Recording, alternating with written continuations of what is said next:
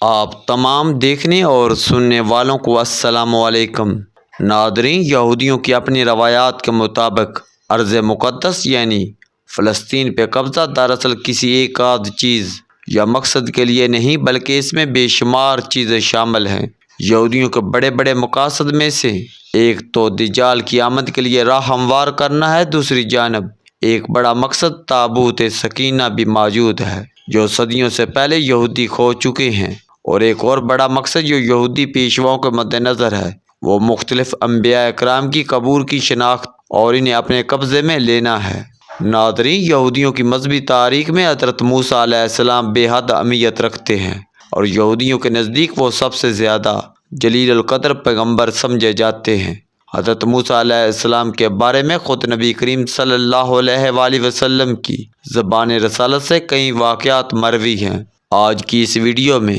ہم اسی بات کا جائزہ لیں گے کہ یہودی حضرت موسیٰ علیہ السلام کی قبر مبارک کے بارے میں کیوں نہیں جانتے، اور اس سلسلے میں اب تک کیا کیا کوشش کر چکے ہیں۔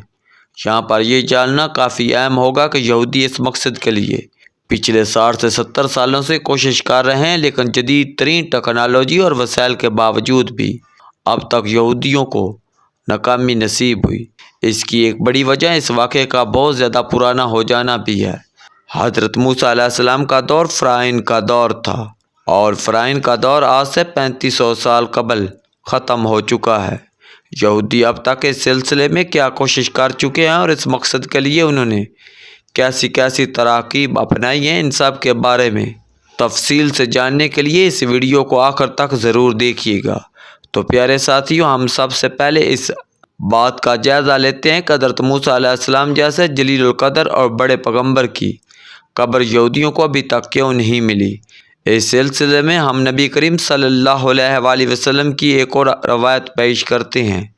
جس کے مطابق حضرت موسیٰ علیہ السلام کی جانب سے اللہ رب العزت نے ملک الموت یعنی حضرت اسرائیل علیہ السلام کو بھیجا،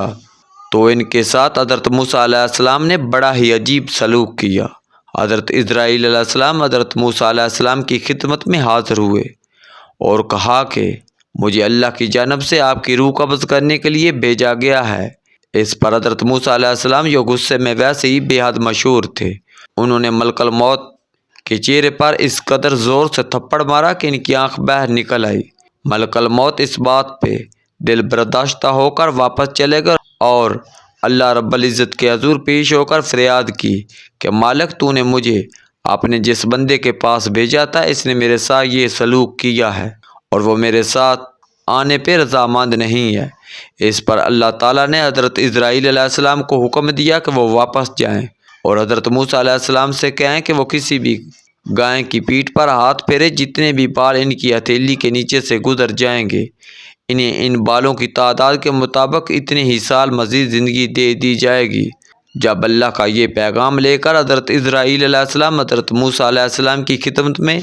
حاضر ہوئے تو حضرت موسیٰ علیہ السلام نے پوچھا کہ پھر اس کے بعد کیا ہوگا؟ اس پر اللہ رب العزت کی جانب سے جواب آیا کہ اس کے بعد بھی موت ہی آئے گی، جس پر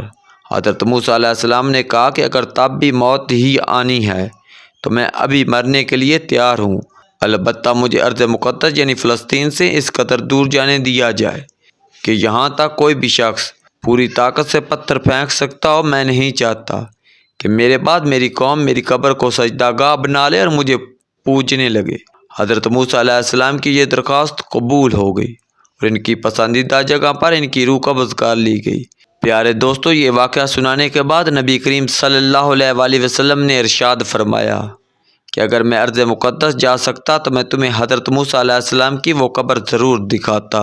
جو ارض مقدس جانے والے راستے پر ایک سرخ پہاڑی ٹیلے کے اندر ہے۔ ناظرین، اس پوری حدیث مبارکہ سے یہ بات واضح ہوتی ہے کہ حضرت موسیٰ علیہ السلام کی قبر اب تک یہودیوں کو کوئی نہیں مل رہی، اور اس کی تمام تفصیلات اللہ رب العزت نے یہودیوں سے کیوں چھپا رکھی ہے۔ دراصل یہ حضرت موسیٰ علیہ السلام کی اپنی دعا تھی کہ ان کے بعد یہودی ان کی قبر کو سجدہ گاہ نہ بنا لیں۔ ان کا یہ ڈر اس وجہ سے تھا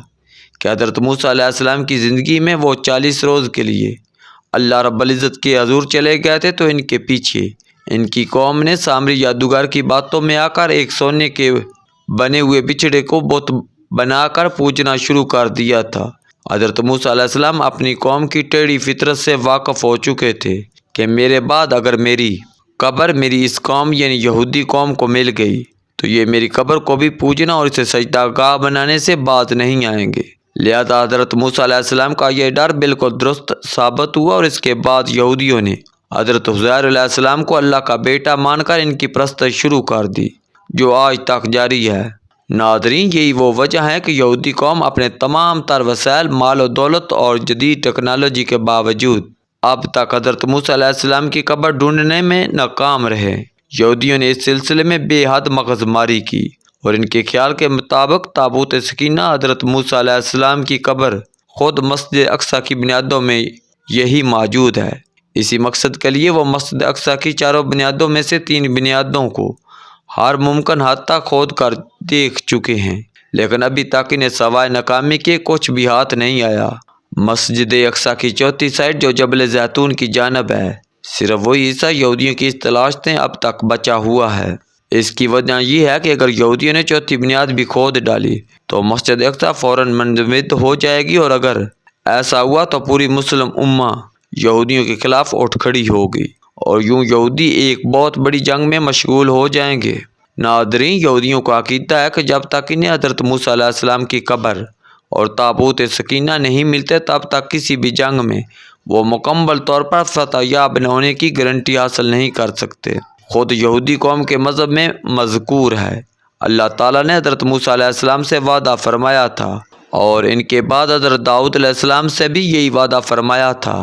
کہ تابوت سکینہ جس کے قبضے میں ہوگا وہی ہمیشہ فتح یاب ہوگا۔ یہی وہ وجہ ہے کہ تابوت سکینہ کے ساتھ ساتھ حضرت موسیٰ علیہ السلام کی قبر مبارک بھی اللہ رب العزت نے یہودیوں کی نظر سے چھپا دی ہے، اور اگر وہ قیامت تک ٹکرے مارتے رہیں تب بھی وہ حضرت موسیٰ علیہ السلام کی قبر اور تابوت سکینہ کو کبھی بھی پا نہیں سکتے۔ مسجد اقصیٰ کو گرانا ویسے بھی یہودیوں کی اس مقدس مشن کا حصہ ہے جس کے مطابق وہ مسجد اقصیٰ کی جگہ پر ہیکل سلیمانی کو تعمیر کرنا چاہتے ہیں۔ البتہ یہودی یہ کام فلسطین پر پوری طرح قبضہ کیے بغیر نہیں کرنا چاہتے، اور اسی وجہ سے اس وقت یہودی ریاست فلسطینیوں کے ساتھ جنگ میں مشغول ہے تاکہ اتنے اس علاقے سے مکمل طور پر بے دخل کیا جا سکے۔ اس کی بھی ایک بڑی وجہ یہ ہے کہ جبل زیتون کی جانب سے دجال نے مسجد اقصیٰ میں داخل ہونا ہے اور یہودیوں کا عقیدہ ہے، اس لیے یہودیوں کو مسجد اقصیٰ کی بنیادوں کو مکمل طور پر کھدائی کے ساتھ ساتھ وہاں پر ہیکل سلیمانی کی تعمیر کر کے مسجد اقصیٰ کی چوتھی جانب سے